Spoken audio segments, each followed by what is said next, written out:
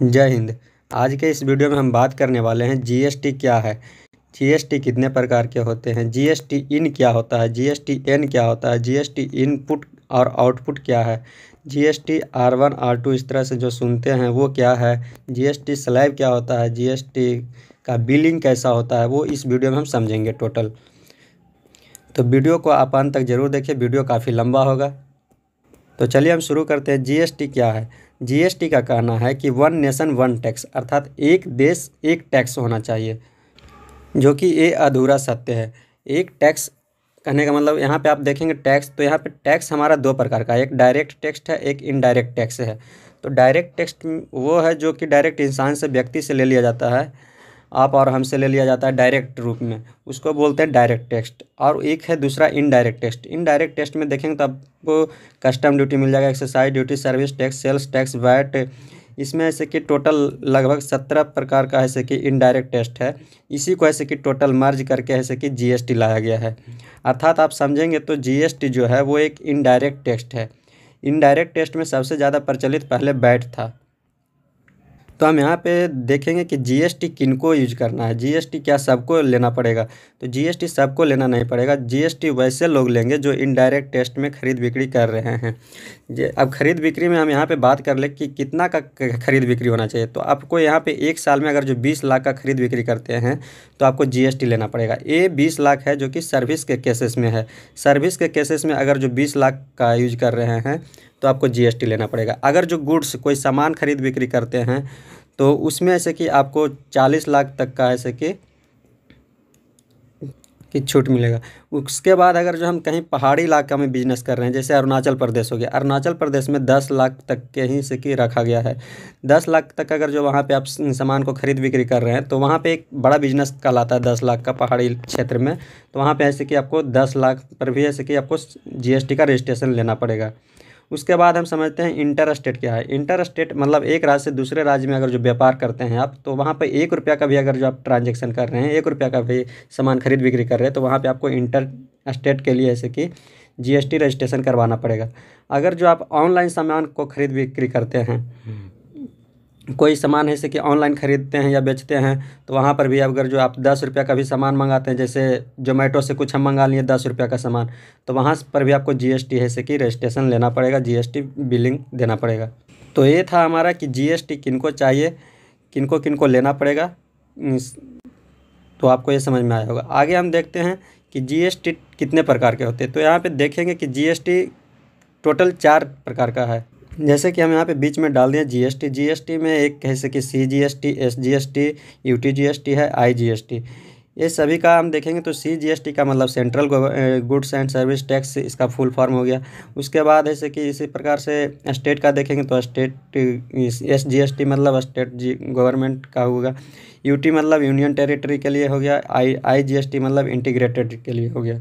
तो अब यहाँ पे सवाल उठता है कि अगर जो हम कोई सामान को खरीद बिक्री कर, तो यहाँ पे कुछ लोगों का कहना है कि अगर जो हम कोई व्यापार कर रहे हैं तो क्या हमको सभी प्रकार का जीएसटी भरना पड़ेगा, सेंट्रल का भी, स्टेट का भी, यूटी का भी और आईटी का भी। तो ऐसा नहीं है, हमें कोई 2 टैक्स देना पड़ेगा, या तो सेंट्रल का या फिर सेंट्रल और स्टेट का देना पड़ेगा। तो सेंट्रल और स्टेट का जो हम टैक्स देंगे वो कब देंगे। अब हम यहाँ पे बात कर लेते हैं, जिस समय हम बिहार से जैसे कि कोई व्यापार कर रहे हैं, तो बिहार से सामान खरीदे हैं, तो बिहार से सामान खरीदे और बिहार में ही बेच दिए, यानी कि सेम स्टेट का व्यापार कर रहे हैं, बिहार में खरीद रहे हैं, बिहार में ही बेच रहे हैं। तो यहाँ पे हमको 2 प्रकार का टैक्स देना पड़ेगा, एक सीजीएसटी और एक एसजीएसटी। अब यहाँ पे बात रहा कि दोनों का 18% देना पड़ेगा। मान लिया जाए किसी वस्तु को हम 18% टैक्स ले रहे हैं, तो क्या 18% सेंट्रल गवर्नमेंट को देंगे और 18% 9% स्टेट गवर्नमेंट को जाएगा और 9% सेंट्रल गवर्नमेंट को चला जाएगा। यहाँ पे टोटल 18% सेंट्रल को नहीं देना पड़ेगा। अब यहाँ पे बात रही कि सेंट्रल गवर्नमेंट को टैक्स हमेशा देना पड़ेगा क्या। अब हम लोग ऐसे कि जैसे इंडिया है, तो इंडिया में जितने भी राज्य है, सभी राज्य जैसे कि सेंट्रल गवर्नमेंट के अधीन आता है। स्टेट तो स्टेट है ही, बट उससे पहले से कि सेंट्रल गवर्नमेंट के अधीन आता है। तो ऐसे कि यहाँ पे कोई भी बिजनेस हम कर रहे हैं तो सबसे पहले टैक्स हमको सेंट्रल गवर्नमेंट ले करके जाएगी ही जाएगी। उसके बाद ऐसे कि स्टेट गवर्नमेंट भी ले जाएगा। मान लीजिए किसी वस्तु पे ऐसे कि 12% का टैक्स लग रहा है, तो 12% अब सेंट्रल नहीं लेके जाएगा टोटल, उसमें ऐसे कि 6% ऐसे कि सेंट्रल गवर्नमेंट को जाएगा, 6% ऐसे कि स्टेट गवर्नमेंट को जाएगा। ये बात है जैसे कि हम बिहार के किए हैं। अगर जो हम वही सामान है जैसे कि दिल्ली में खरीद बिक्री करते हैं, तो दिल्ली है जैसे कि एक यूनियन टेरिटरी है, केंद्र शासित प्रदेश है। तो केंद्र शासित प्रदेश में अगर जो सामान खरीद बिक्री हम करते हैं, तो वहाँ पे एक सेंट्रल गवर्नमेंट को तो टैक्स जाएगी ही, और वो स्टेट नहीं है, वो राज्य नहीं है, वो केंद्र शासित प्रदेश है, तो वहाँ पर यूटी जीएसटी लगेगा। अब यहाँ पर थोड़ा सा समझना है कि यूटी जीएसटी और एसजीएसटी क्या है, तो वो अलग से पॉलिटी का एक चैप्टर हो जाता है। तो यहाँ पे हम देखेंगे कि दोनों एज सेम ही है। स्टेट गवर्नमेंट के लिए स्टेट, वहाँ पे स्टेट ले रहा था, यहाँ पे यूटी ले रहा है, दोनों का तो टैक्स उतना ही है। तो एज देखा जाए तो दोनों स्टेट एसजीएसटी और यूटी जीएसटी दोनों एक सेम ही है। अब यहाँ पे हम बिल देखेंगे, तो बिल को देखते हैं। जैसे यहाँ पे कोई सामान हम खरीदे हैं, तो यहाँ पे देखिए 12% जो टैक्स लगा है, तो एक एसजीएसटी है और एक सीजीएसटी है। सीजीएसटी में 6% कर दिया गया, और मतलब 6 रुपया यहाँ पे देख रहे हैं, और 6 रुपया एसजीएसटी, मतलब 6 रुपया सेंट्रल को मिला, 6 रुपया स्टेट को मिला, दोनों आधा आधा कर लिया है ऑटोमेटिक अपने आप में। तो ये हमारा जीएसटी बिल रहा। आगे हम इसी को समझते हैं आईजीएसटी क्या है। तो आईजीएसटी के लिए हम आगे देखते हैं। आईजीएसटी का कहने का मतलब हुआ कि इंटीग्रेटेड मतलब एक राज्य से दूसरे राज्य में हम व्यापार कर रहे हैं, तब हमको जीएसटी कितना देना पड़ेगा। जीएसटी का क्या नियम है। मान लीजिए कोई सामान है कि यहाँ पे राजस्थान में बना, और राजस्थान का सामान हम बिहार में बेच रहे हैं, या फिर महाराष्ट्र में बना और बिहार में बेच रहे हैं, तो एक राज्य से दूसरे राज्य में व्यापार हम कर रहे हैं, तो उस स्थिति में हमको ऐसे कि आईजीएसटी देना पड़ेगा। वहाँ पे ऐसे कि सीजीएसटी, एसजीएसटी, यूटीजीएसटी ये सब कोई नहीं लगेगा, सिर्फ आपको आईजीएसटी ही लगेगा। जीएसटी से पहले क्या होता था वहाँ पे, जैसे मान लीजिए राजस्थान से सामान हम खरीदे हैं, वहाँ से सामान बिका है बिहार में, तो वहाँ पे पहले राजस्थान को एक्साइज ड्यूटी देना पड़ता था, उसके बाद इसकी सर्विस टैक्स देना पड़ता था। तो ये अब इसकी नियम ख़त्म हो गया है। अब ऐसे कि यहाँ पे आईजीएसटी डायरेक्ट दे दिया जाएगा, इंटीग्रेटेड जीएसटी। इसका हम जीएसटी देखेंगे, जीएसटी बिल देखेंगे कैसा होता है। आईजीएसटी का कहना है कि मेन रूप से सामान बिका कहाँ, तो मेन रूप से जहाँ सामान बिकेगा उसी स्टेट को ऐसे कि टैक्स मिलेगा आईजीएसटी। यहाँ पे देखिए सिर्फ आईजीएसटी लगा है, यहाँ पे सीजीएसटी नहीं लगा हुआ, एसजीएसटी भी नहीं है। तो आप इस तरह से बिल देखेंगे कि आईजीएसटी मतलब उसका डिस्टिग्नेशन कहाँ हुआ है, मेन रूप से उसका डिस्टिग्नेशन जहाँ पे होगा उसी को मिलेगा, उसी राज्य को। मान लीजिए सामान है कि राजस्थान में बना, तो वहाँ राजस्थान को क्या प्रॉफिट हुआ। पहले क्या होता था, दिक्कत हो जाता था, दोनों मान लीजिए राजस्थान से बिका और राजस्थान में कोई सामान बना है और बिहार में आकर के बिका है, तो वहाँ पे पहले क्या होता था कि दोनों स्टेट है कि बोलता था टैक्स हम लेंगे। यहाँ पे क्या हो गया है कि अब राजस्थान में जो सामान बिका तो वहाँ के लोगों को रोज़गार मिल गया, और वहाँ से जैसे कि जो सामान बिकने के लिए चला, तो वहाँ से टैक्स टोटल है जैसे कि सेंट्रल गवर्नमेंट सरकार ले ली टैक्स, मतलब जो भी आईजीएसटी पर जो जितना टैक्स लगेगा, अब वो गवर्नमेंट ऐसे कि तय करेगी कि वो सामान बिका कहाँ। सामान ऐसे कि जहाँ पे बिकेगा वो शो करेगा गवर्नमेंट को, तो गवर्नमेंट ऐसे कि उस स्टेट को ऐसे कि आधा 50% ऐसे कि टैक्स दे देगी, और 50% गवर्नमेंट खुद रख लेगी। तो इससे फ़ायदा हुआ कि जो है से कि सामान बनाया वहाँ का लोगों का रोज़गार मिल गया, और गवर्नमेंट को भी फ़ायदा हो गया कि उसको टैक्स मिल गया, और जिस स्टेट में सामान बिका वहाँ के लोगों को भी फ़ायदा हुआ, वहाँ के भी गवर्नमेंट को फ़ायदा हुआ कि वहाँ के सामान बेचने पे वहाँ के लोगों को टैक्स मिल गया। तो इससे ऐसे कि सभी लोगों को फ़ायदा हुआ आईजीएसटी में। आगे हम समझेंगे कि जीएसटी में इनपुट क्या होता है और आउटपुट क्या होता है।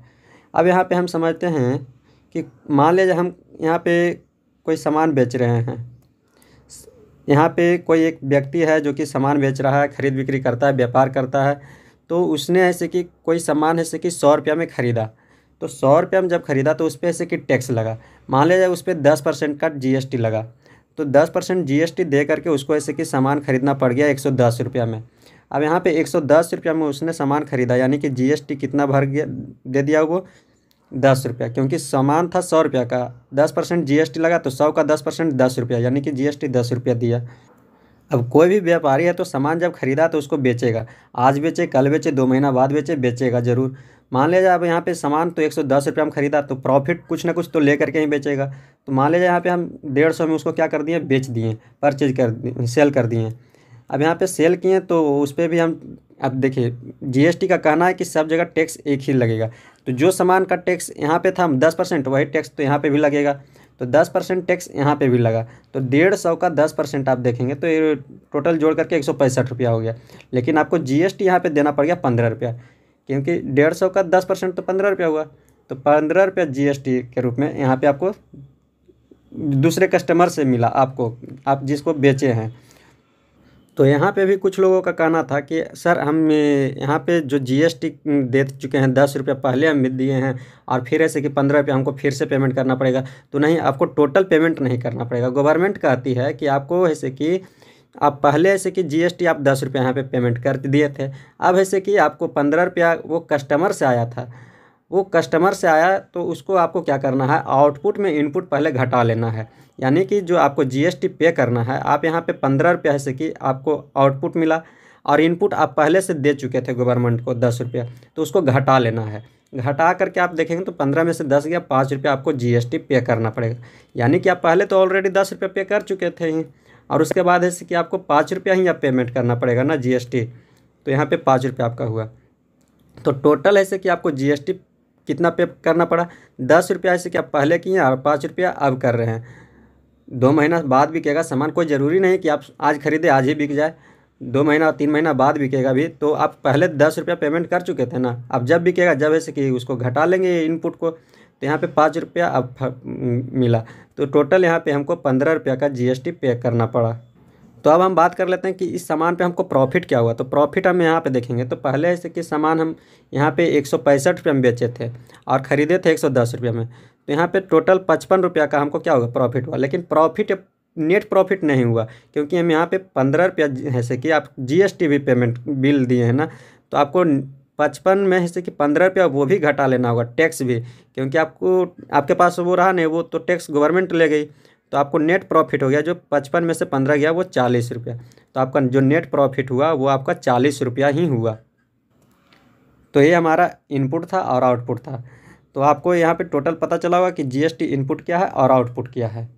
जो हम सामान बेच रहे हैं उससे हमको टैक्स को आ रहा है, कितना आ रहा है वो हम हिसाब रखते हैं, वही है हमारा जीएसटी आउटपुट इनपुट। उसके बाद करते हैं जीएसटी स्लैब की।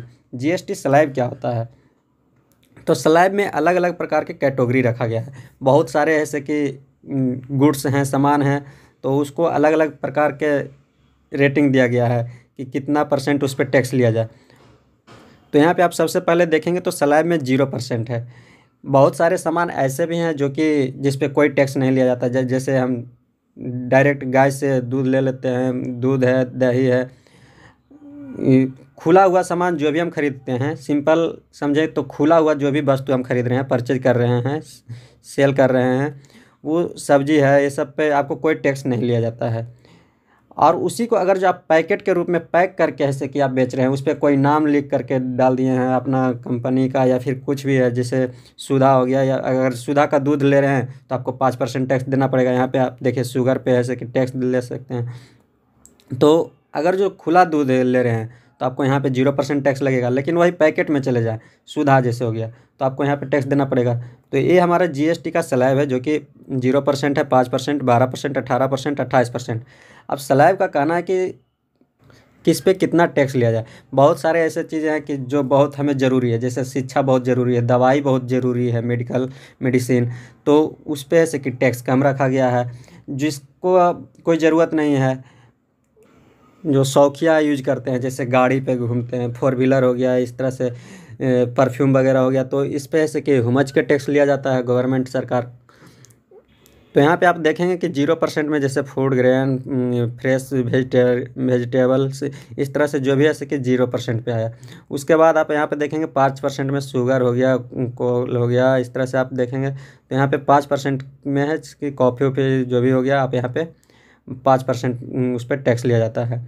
उसके बाद 12% का स्लैब में देखेंगे तो बटर हो गया, घी हो गया, मोबाइल हो गया, कोकोनट, इस तरह से आप मेडिसिन जो भी दवाइयाँ वगैरह खरीदते हैं वो आपको ऐसे कि टोटल 12% का टैक्स दिया जाता है, उस पर 12% टैक्स ले लिया जाता है।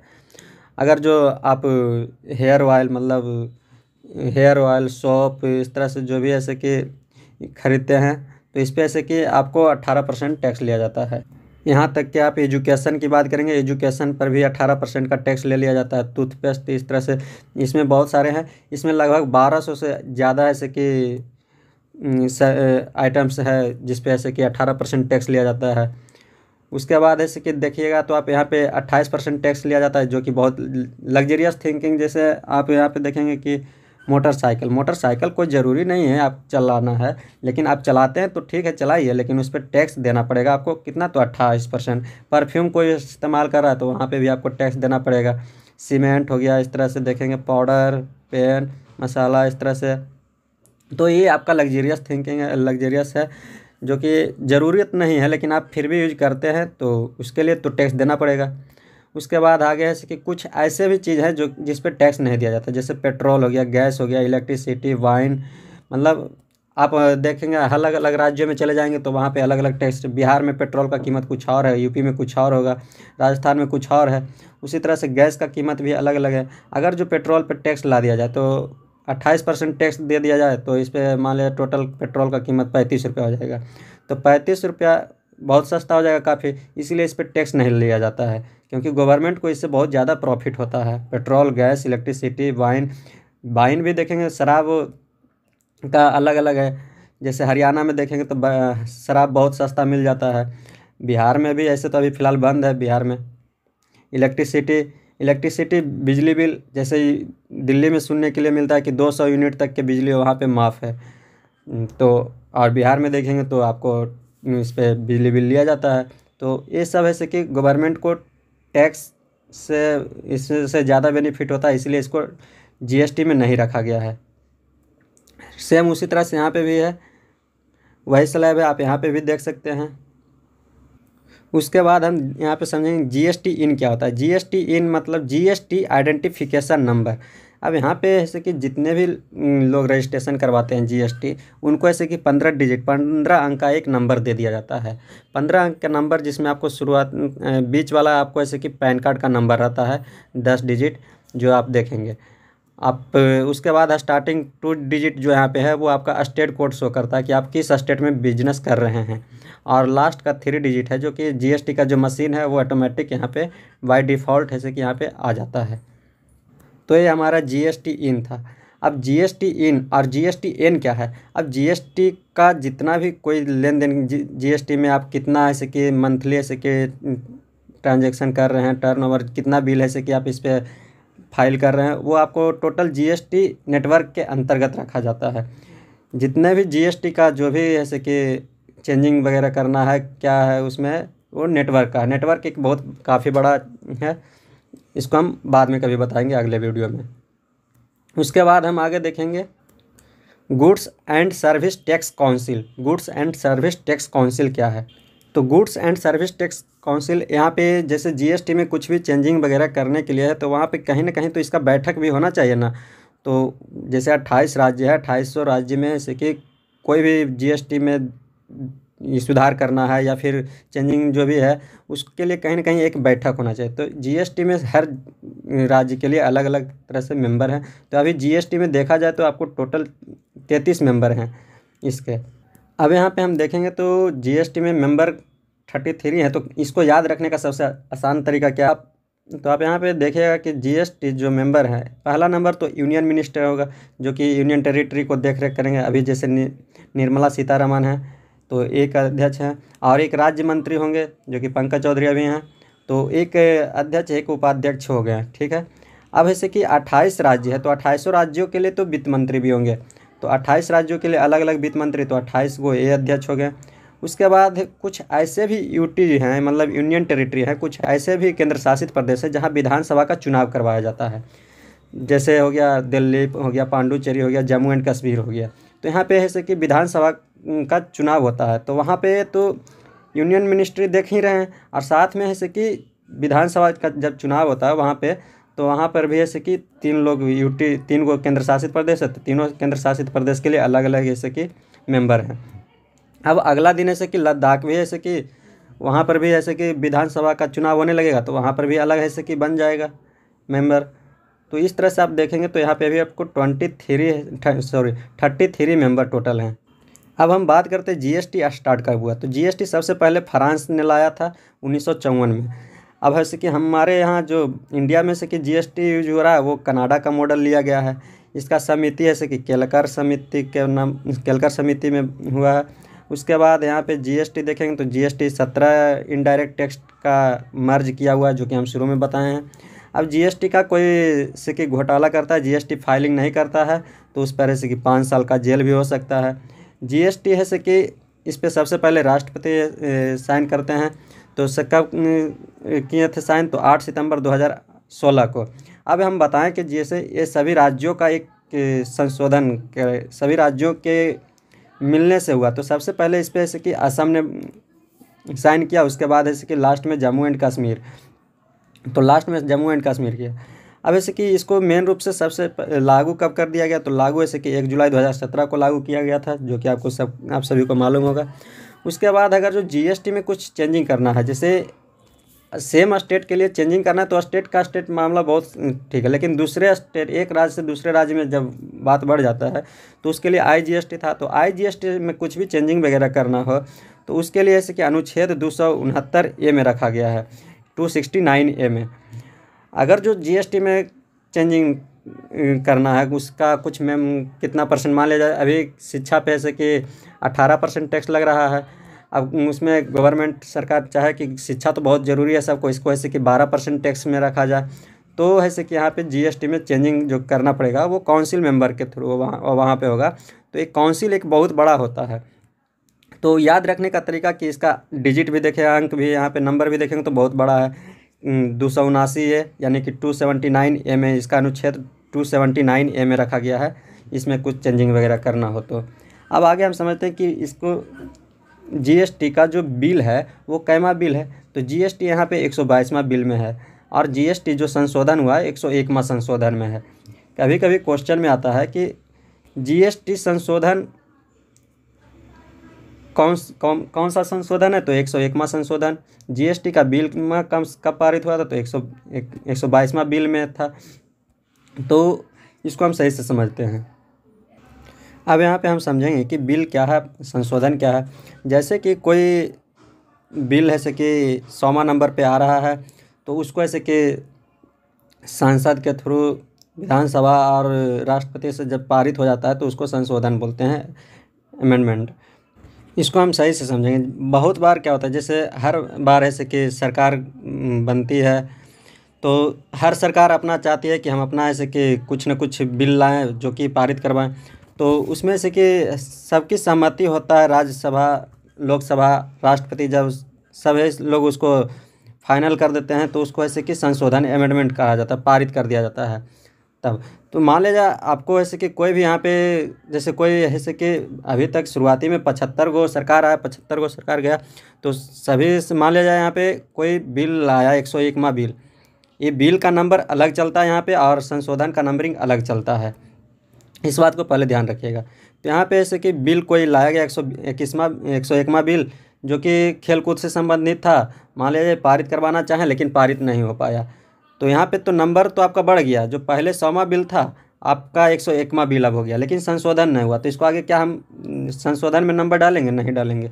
सेम उसी प्रकार से मान लीजिए कोई ऐसे कि शिक्षा से बिल लाया जाता है संबंधित, लेकिन वो पारित करवा लेते हैं तो यहाँ पे आपका संशोधन बढ़ जाएगा, लेकिन यहाँ पे बिल लाया लेकिन फेल हो गया तो यहाँ पे ऐसे कि इसका भी नंबरिंग नहीं बढ़ेगा। इस तरह से आपका टोटल चलते गया 121वां बिल आया, उसके बाद 122वां बिल आया। तो ऐसे कि आपका जो 122वां बिल आया इसी बिल में जीएसटी का चर्चा था। तो ये ऐसे कि जीएसटी का जो चर्चा था 122वां बिल, इसको ऐसे कि राज्यसभा, लोकसभा और राष्ट्रपति तीनों से ऐसे कि पारित करवा लिया गया। उसके बाद ऐसे कि इसका संशोधन कर दिया गया, यानी कि ये जो बिल था तो बिल हो गया 122वां बिल, लेकिन जो पारित हुआ वो 121वां संशोधन है। संशोधन 121वां हुआ और बिल पारित हुआ 122वां। तो कभी कभी क्वेश्चन पूछा जाता है कि जीएसटी कौन सा बिल है, तो जीएसटी 122वां बिल हो गया। जीएसटी का संशोधन कितने नंबर पे है, तो जीएसटी का संशोधन 101वें नंबर पे हुआ। तो आपको यहाँ पे समझ में आ गया होगा कि जीएसटी का जो बिल है वो 122वां बिल और जो जीएसटी का संशोधन है वो 101वां संशोधन है। आपको यहाँ पे कोई दिक्कत अब नहीं हो रहा होगा। आप ये यहाँ सही से याद रखेंगे, ध्यान में रखेंगे कि बिल है से कि 122वां संशोधन है से कि 101वां संशोधन है। और इसको ऐसे कि टोटल आपको याद रखना है, आपको क्वेश्चन में पूछा जाता है हमेशा। तो ऐसे कि हम आज ऐसे कि आपको टोटल चीज़ बताएं, जीएसटी क्या है, जीएसटी कितने प्रकार का होता है, जीएसटी इनपुट क्या है, जीएसटी है से कि एन क्या है, जीएसटी इन क्या था, जीएसटी इनपुट आउटपुट क्या है, जीएसटी का स्लैब क्या है, जीएसटी का बिल कैसा होता है, टोटल हम इस वीडियो में बताए हैं। आपको वीडियो कैसा लगा आप कमेंट बॉक्स में कमेंट करके हमें ज़रूर बताइए। फिर मिलेंगे नेक्स्ट वीडियो में। जय हिंद।